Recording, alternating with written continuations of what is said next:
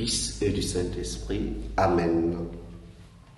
De l'Évangile de Jésus-Christ selon saint Luc au chapitre 1, versets 26 à 38.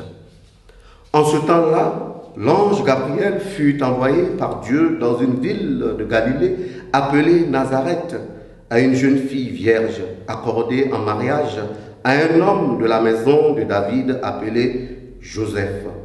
Et le nom de la jeune fille était Marie. L'ange entra chez elle et dit : « Je te salue, comblée de grâce, le Seigneur est avec toi. » À cette parole, elle fut toute bouleversée et elle se demandait ce que pouvait signifier cette salutation. L'ange lui dit alors : « Sois sans crainte, Marie, car tu as trouvé grâce auprès de Dieu. Voici que tu vas concevoir et enfanter un fils. Tu lui donneras le nom de Jésus. Il sera grand, il sera appelé Fils du Très-Haut. Le Seigneur Dieu lui donnera le trône de David son père.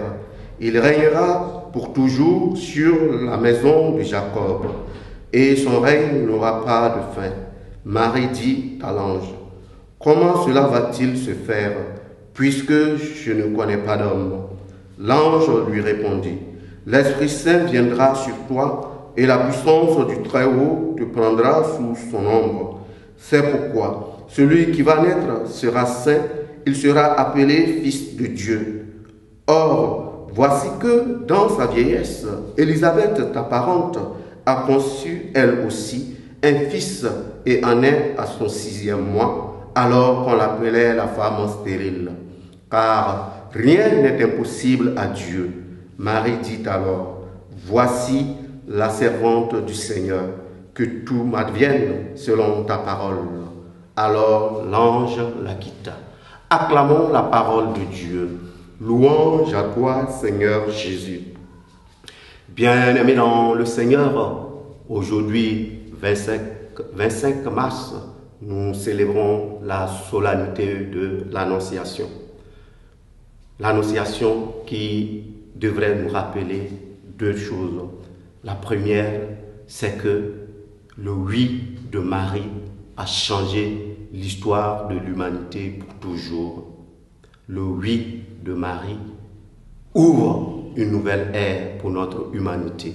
En effet, par le oui de Marie, Dieu a assumé notre nature humaine, mais mieux encore, en assumant notre nature humaine, Dieu nous aide à accéder au surnaturel.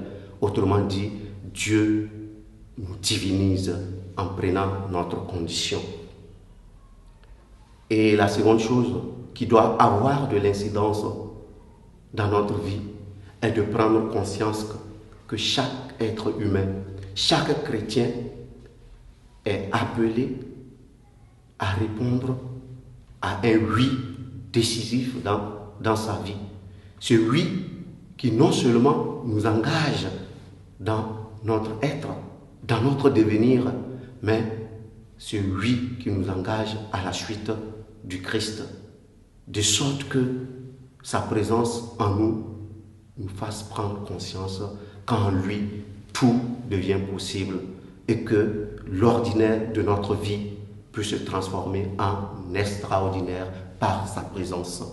Au cours de cette journée, d'une manière spéciale, nous allons prier pour tous ceux et celles qui, de par le monde, portent en eux des souffrances qui les empêchent justement d'avoir un esprit de discernement, ce discernement qui les aide à prendre le sens ou à faire le choix de ce oui qui aide à relever, de ce oui qui rend à l'homme sa dignité.